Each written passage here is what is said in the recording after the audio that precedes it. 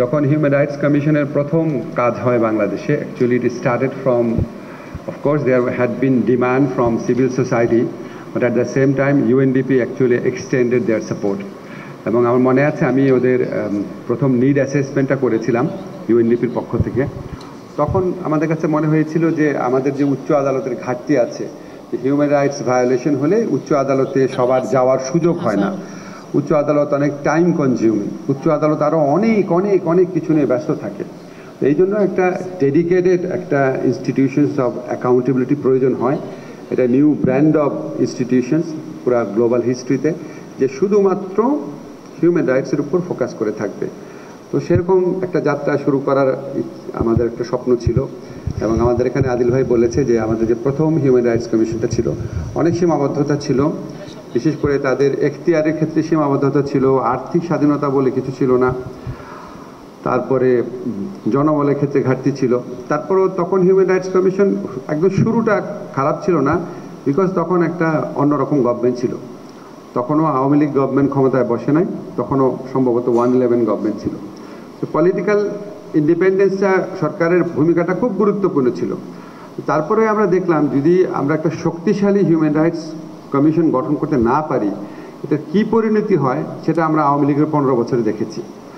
আশ্চর্যজনকভাবে যেই দুইটা প্রতিষ্ঠানের হিউম্যান রাইটস প্রোটেকশনের জন্য নাগরিকের সবচেয়ে বেশি শক্তিশালী ভূমিকা থাকার কথা, একটা হচ্ছে উচ্চ আদালত আর একটা হচ্ছে হিউম্যান রাইটস কমিশন। উচ্চ আদালত সরাসরিভাবে আওয়ামী লীগ আমলে হিউম্যান রাইটস ভায়োলেশনের পক্ষ শক্তি হিসেবে হাজির হয়েছিল।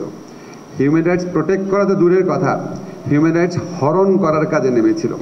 আমার মনে আছে আমি একটা টক শোতে একটা কথা বলেছিলাম, এই জন্য পুলিশ আমার বিরুদ্ধে কোনো মামলা করে নাই, এই জন্য আওয়ামী লীগও আমাকে মারতে চায় নাই, কিন্তু উচ্চ আদালতের বিচারক একটা রুল জারি করেছিল আমার বিরুদ্ধে কেন মামলা করা হচ্ছে না, এটা স্বরাষ্ট্র মন্ত্রকের কাছে নির্দেশ চেয়েছিল কেন তার বিরুদ্ধে মামলা করা হচ্ছে না। এবং একটা আপনার রিট মামলার যে বিবাদী পক্ষ আমাকে খুব ডকুমেন্টেড স্টোরি ছিল, ঘন্টার পর ঘন্টা কাঠগড়া দাঁড় করিয়ে রেখেছে। মানে আওয়ামী লীগের স্বরাষ্ট্র মন্ত্রণালয় ফিল করে নাই যে এটা মামলা করা উচিত, কিন্তু উচ্চ আদালতের বিচারক ফিল করেছে। কোন জায়গায় নামিয়েছিল আপনারা চিন্তা করে দেখেন। আর হিউম্যান রাইটস কমিশনকেও, মানে হিউম্যান রাইটস কমিশনের বিউটিটা কী, হিউম্যান রাইটস কমিশনের প্রয়োজনীয়তা কী, এটা আমরা সম্পূর্ণ ভুলতে বসেছিলাম আওয়ামী লীগ আমলে হিউম্যান রাইটস কমিশনের কার্যকলাপ দেখে। আপনারা দেখেছেন ওখানে যারা কর্তা ব্যক্তি ছিল তারা হিউম্যান রাইটস ভায়োলেশনের পক্ষে দেশে এবং বিদেশে বিভিন্ন সময় বক্তব্য রেখেছে।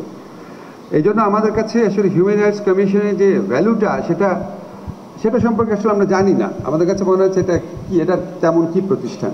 কিন্তু আমরা যখন সাউথ আফ্রিকার দিকে তাকাই বা আমরা যখন ফিলিপাইনের দিকে তাকাই, ইউরোপিয়ান কান্ট্রির কথা বাদ দিলাম, তখন মনে হয় যে হিউম্যান রাইটস কমিশন আসলে হিউম্যান রাইটস রক্ষার কাজে অত্যন্ত গুরুত্বপূর্ণ ভূমিকা পালন করতে পারে। আমরা সেরকম একটা স্বপ্ন থেকে শুরু করেছি, আমরা কনসালটেশন করছি, হয়তো আরও কনসালটেশন করা হবে, দরকার হলে আমরা আরও 2-1টা কনসালটেশন করব, ফিডব্যাক নিব। আমাদের এখানে ব্যারিস্টার তানিম হোসেন শাওন, উনি একদম প্রো বোনো এখানে কাজ করছেন দিনরাত। আমাদের ল মিনিস্ট্রির টিম আছে, আমাদের বিভিন্ন উপদেষ্টারা আছেন, আমাদের পুরা সরকারের মনোযোগ এখানে নিবদ্ধ আছে। আমাদের গুম কমিশনের চেয়ারম্যান সাহেব উনি নিজেও প্রচণ্ড ইন্টারেস্টেড।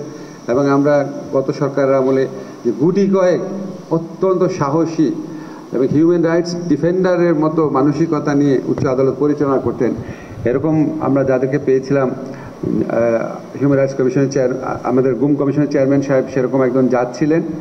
উনি নিজেও খুব আপনার থরলি এবং খুব ইন্টিমেটলি পুরো প্রসেসটার সাথে ইনভলভ আছেন। তো আমরা আশা করি আমরা একটা খুব ভালো আইন করে যেতে পারবো। বাট আইন means nothing unless it is implemented properly, এটা আমরা অনেক ক্ষেত্রে দেখেছি।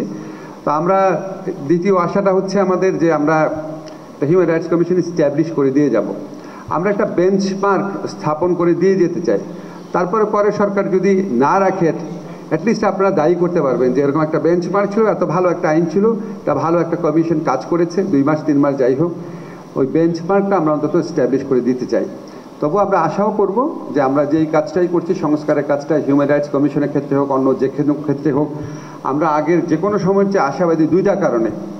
একটা হচ্ছে আমাদের একটা জুলাই গণ অভ্যুত্থানের স্মৃতি আছে, এই ভয়াবহ আত্মত্যাগ, এই যে আপনার ভয়াবহ হত্যাকাণ্ডের ঘটনা, অসামান্য আত্মত্যাগের পর এরপরে যে ইলেকশন, তারপরে আসা কোনো একটা রাজনৈতিক দল সম্পূর্ণভাবে এই জুলাই গণঅভ্যুত্থানের প্রত্যাশাকে বিস্তৃত হয়ে আমাদের সব সংস্কার ভণ্ডুল করে দিবে, এতটা নিরাশাবাদী আমরা না।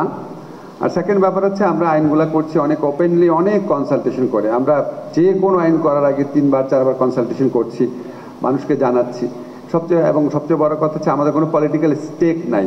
পলিটিক্যাল পার্টিগুলো যখন আইন করে, নিজের সুযোগ সুবিধা একটু বিবেচনা রাখে, ক্ষমতা কতটুকু হাতে রাখা যায় সেটা চিন্তা করে। আমাদের চিন্তা হচ্ছে ক্ষমতা কতটুকু সরকারের কাছে না থেকে ইন্ডিপেন্ডেন্ট বডিগুলোর কাছে থাকে, সেটা চিন্তা। কাজে আমরা স্বপ্ন দেখার মতো একটা সুযোগ সৃষ্টি হয়েছে। আশা করি সেই সুযোগ যতটা পারা যায় আমরা কাজে লাগাতে পারবো। আপনারা একদম ফ্র্যাঙ্কলি, ফ্রিলি আমাদের এই আইন নিয়ে যখন ওপেন ওপিনিয়ন ও যখন আপনাদের ওপেন ডিসকাশন হবে, আপনারা আপনাদের মতামত জানাবেন এবং আশা করি সবাই মিলে আমরা একটা ভালো একটা আইন করে দিতে পারবো। ধন্যবাদ সবাই।